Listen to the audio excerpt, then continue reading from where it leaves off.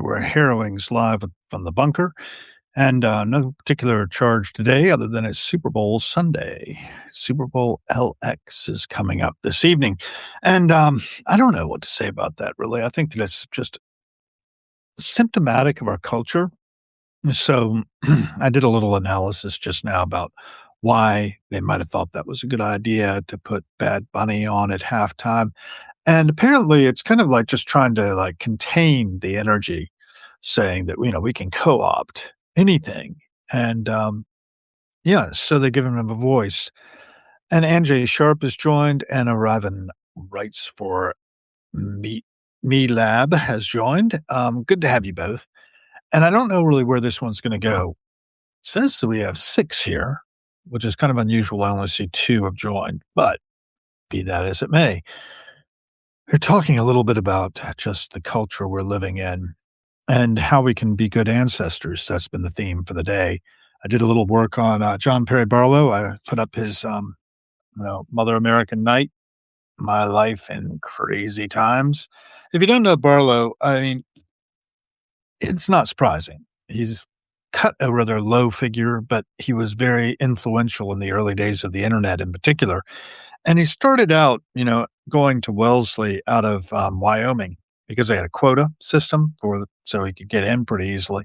He became class president, tried to, at one point, blow himself up. It didn't, he backed out of it, this suicide bombing of himself, self-immolation kind of thing, in the face of just the enormity of what was going on in the world at the time. As a young man, he got the idea that that would be a good idea and managed to dodge it at the same time, didn't do it, didn't follow through. You know, his book is pretty interesting. And you can throw it open anywhere and read it. And yeah, it's just tremendous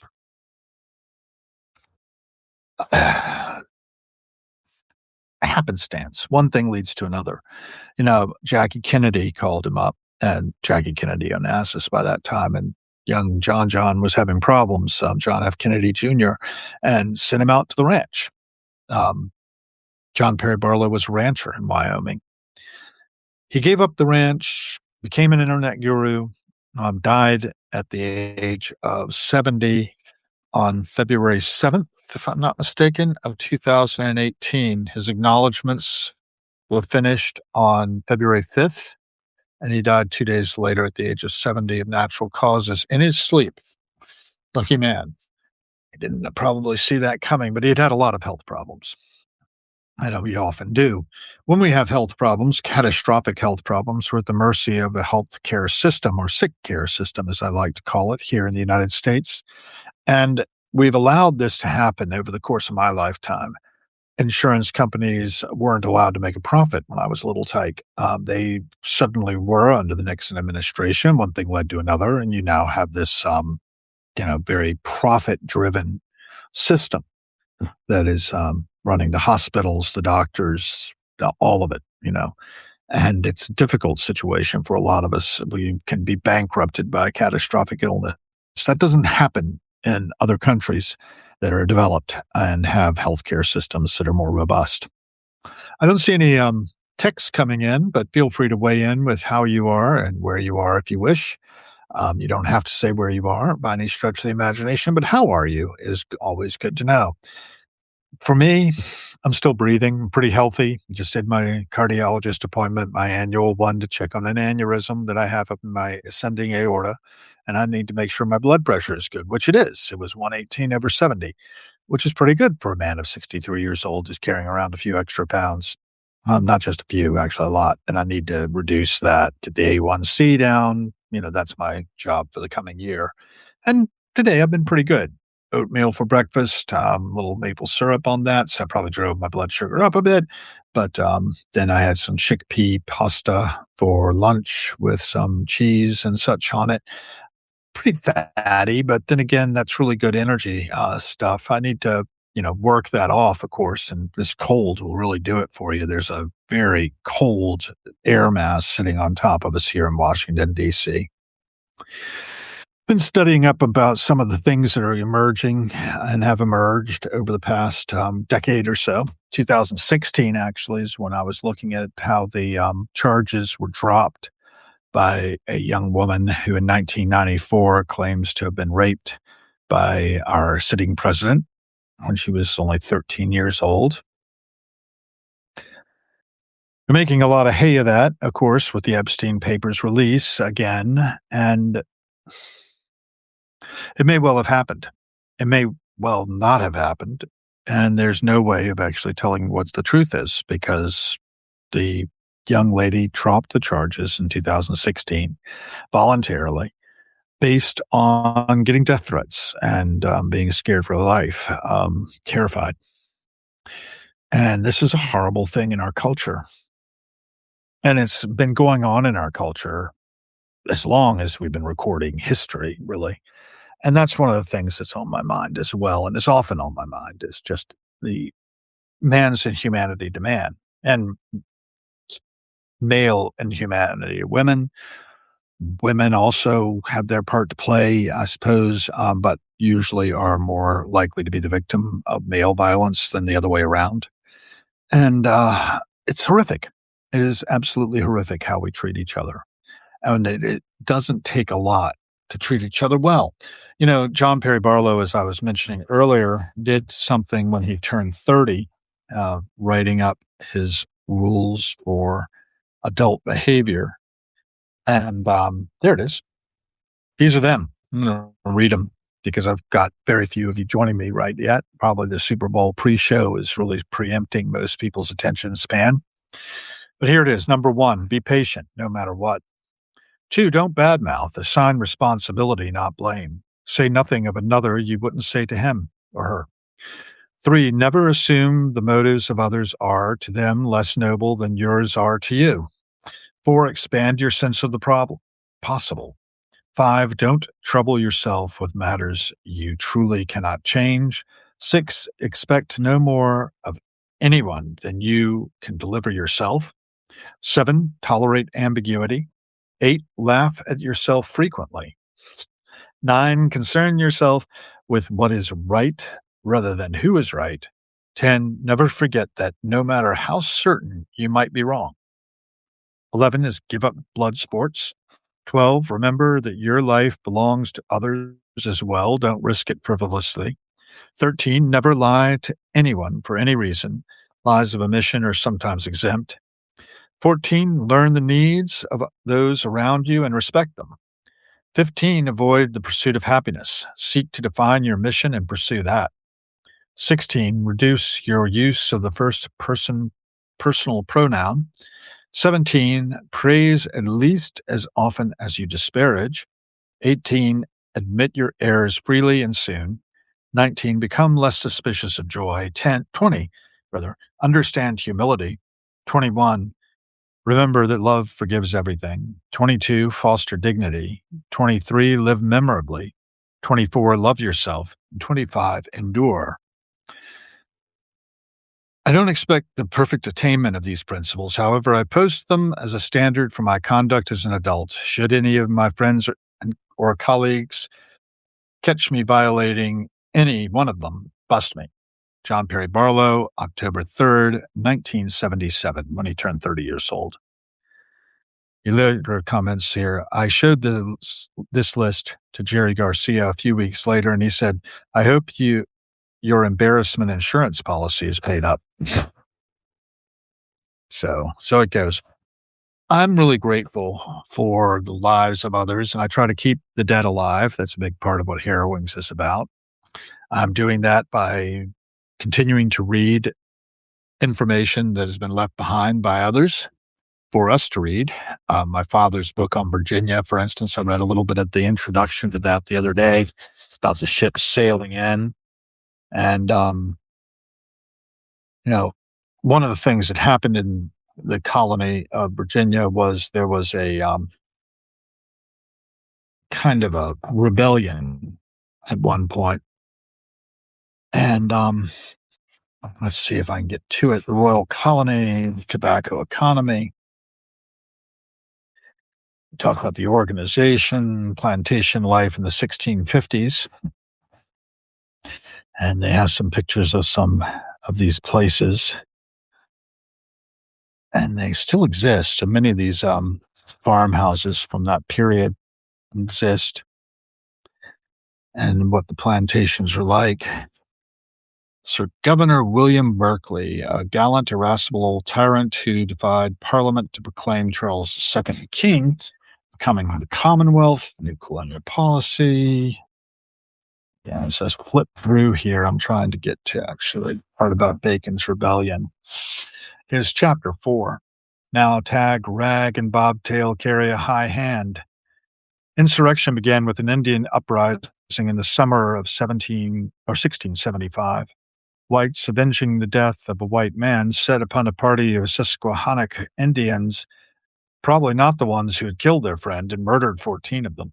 Later, parleying with another group from the same tribe, they butchered the envoys before the eyes of their own people. In revenge, the outraged Susquehannocks spread out across the Maryland and Virginia backcountry, bringing war of a chilling new sort. For the Susquehannocks were supplied with guns and powder traded to them by the governor and his appointees for profitable otter and beaver pelts, and knew how to use them with skill. Moreover, they were of an Iroquoian culture closely related to that of the Five Nations, which meant that they practiced torture on their captives. Early in 1676, they raided plantation on the upper parts of the Potomac and Rappahannock rivers and massacred 36 settlers, some by burning or flaying alive. The survivors fled in mortal terror and gathered in hastily erected fortifications, sending to the government for help. Governor Berkeley raised a force of troops to march against the Indians, but just as they were about to set out, he arbitrarily changed his mind and ordered the men to disband. He gave no reason for this, but in the aftermath of his inaction, 300 more Virginian murders were reported that winter. In March, the Berkeley-dominated assembly met to consider the defense of the frontier. It was decided to establish a line of forts at the heads or falls of the river to be paid for with new and heavy taxes. Those forts were to be garrisoned with troops, but the soldiers were prohibited from firing on the Indians or marching out against their villages without special permission from the governor. King Philip's War was raging just then in New England, and the governor feared to provoke a general continent-wide uprising against all English settlements. Moreover, it was his policy to keep peaceful and submissive Pamunkey Indians as a buffer between the white frontier and the warlike Susquehannocks. So there was reason for his proceeding with caution. But the embittered people could not take the long view. No bullets must pierce beaver skins, they cried, and declared the forts a great grievance, juggle, and cheat. The seething commoners were eager to take matters into their own hands. When rumors spread that large bodies of Indians were gathering along the upper James, and this only a few weeks after the March Assembly meeting, they flocked together in an armed mob at Jordan's Point on the south bank of the James, near modern Hopewell. They lacked only a leader. Suddenly, after the overseer of a plantation at Henrico was killed, they found such a man in the overseer's master. His name was Nathaniel Bacon, Jr. Young Bacon had come to Virginia in 1673 at the age of 26. He was a small, slim, black-haired young man, described as being of an ominous, pensive, melancholy aspect, but capable of decisive action under pressure, as he was soon to prove. He had left England under something of a cloud, having been removed from Cambridge for extravagance, caught out in an attempted fraud, and caused his wife to be disinherited for marrying him. But he was welcomed in Virginia, where his cousin, Nathaniel Bacon Sr., was a member of Governor Berkeley's council. After a few months, he was appointed to the council himself. He settled at Curl's Neck in Henrico County, about 40 miles up the river from Jamestown, and soon acquired a second plantation called Bacon's Quarter within the present city of Richmond. This latter area was then at the edge of settlement, and it was here that the overseer had been killed. Roused, Bacon crossed the river with some friends and appeared among the volunteer soldiers. As soon as they saw him coming, a gentleman, a member of the council, actually paying attention to their problems at last, they set up a shout, "Bacon! Bacon!" The young councilor was no commission to array militia. The Issuing of such authorizations was a jealously guarded prerogative of the governor, but Bacon's vanity was not proof against such a clamor. He agreed to lead the volunteers. They signed a round robin, writing their names circular-wise that the ringleaders might not be found out, recrossed the James, and set up for New Kent County to the north to enlist additional men. Before he left Jordan's Point, Bacon had taken the elementary precaution of notifying the governor of his action and requesting a formal commission. The news enraged Sir William. He proclaimed Bacon and his followers rebels and mutineers who would be pardoned only if they instantly laid down their arms. Then he lost no time hastening upriver after the hothead young counselor. But by that time, Bacon and his men were deep into Pamunkey territory, scattering the innocent tribes, then heading west and south along the trader's path on the trail of the Susquehannocks. And we could probably leave it there in suspense, but that's what's happening in Virginia in 1676.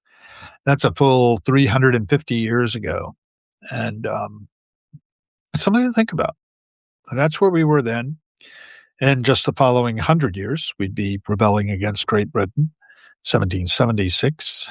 And here we are in 2026, 250 years after our Declaration of Independence. And I put out there John Perry Barlow's Declaration of the Independence of Cyberspace for you all to see this morning in one of my posts, which was about, I don't know. I just know how things seem to me, and I could be wrong. So I try to keep that in mind, and I hope we all will try to keep our minds open, receive new information, be slow to judge, be quick to forgive, and I realize that just about everybody is doing the best they can, and they believe their intentions to be as noble as we might believe our intentions are noble. It was one of those rules for adult living. So it looks like we had 5 people here, but I only see 2 in the live chat. So don't know what that's about. Don't know if anybody else joined. Don't know if anybody else is within the sound of my voice. But this has been another small edition of Live from the Bunker. And Harrowings goes on. Remember, life itself can be harrowing, but we're only scratching the surface, and we should always try to dig deeper. That's a big part of what we're trying to do as we go from dawn to dusk, watching who, what, when, and where. And regarding the passing show, it's all transient. Nobody gets out alive, so this is a temp job. I hope that everyone will do their best. And remember, conduct every duty and expect no reward therefore, either here or hereafter. That was riffing off of Bertrand Russell, who passed away on Groundhog's Day, 1970. Probably the first death that crossed my path, which I really recognized that death was a thing that came to all of us eventually. And talk to you all later. Be the change you want to see. Remember, every cent spent's a vote for the kind of world we are co-creating, and be very vigilant because we are creating a world that our future descendants will either thank us or curse us for. Something to keep in mind.